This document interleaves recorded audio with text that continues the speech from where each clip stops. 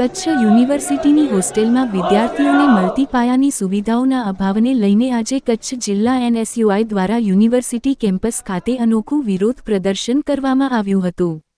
વિદ્યાર્થીઓની સમસ્યાઓને લઈને એના આગેવાનો અને મોટી સંખ્યામાં હોસ્ટેલમાં રહેતા વિદ્યાર્થીઓએ તંત્ર સામે રોષ વ્યક્ત કર્યો હતો।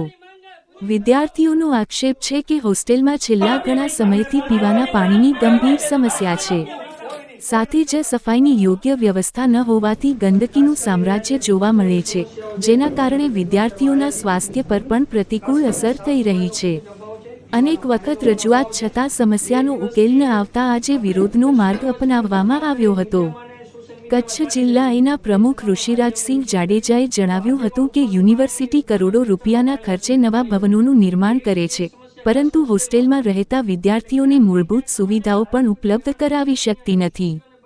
તેમણે વ્યંગાત્મક રીતે જણાવ્યું કે જો યુનિવર્સિટી પાસે ગ્રાન્ટ ખૂટી ગઈ હોય તો એનએસયુઆઈ રૂપિયા આપીને પાણીની વ્યવસ્થા કરાવવા પણ તૈયાર છે। આ દરમિયાન એના કાર્યકરોએ નકલી નોટો ઉડાડીને પ્રતિકાત્મક વિરોધ નોંધાવ્યો, જે સમગ્ર કાર્યક્રમનું આકર્ષણ બન્યો હતો। બાદમાં કુલપતિને આવેદનપત્ર પાઠવી હોસ્ટેલમાં પીવાનું પાણી, નિયમિત સફાઈ અને અન્ય જરૂરી સુવિધાઓ તાત્કાલિક ઉપલબ્ધ કરાવવા માંગ કરવામાં આવી હતી। આ વિરોધ પ્રદર્શનમાં ઋષિરાજસિંહ જાડેજા, તીર્થ ઠક્કર, ફિયાઝભાઈ સહિત તેના કાર્યકરો અને મોટી સંખ્યામાં હોસ્ટેલના વિદ્યાર્થીઓ ઉપસ્થિત રહ્યા હતા। હવે વિદ્યાર્થીઓની માંગણીઓ પર યુનિવર્સિટી તંત્ર શું નિર્ણય લે છે તેના પર સૌની નજર છે।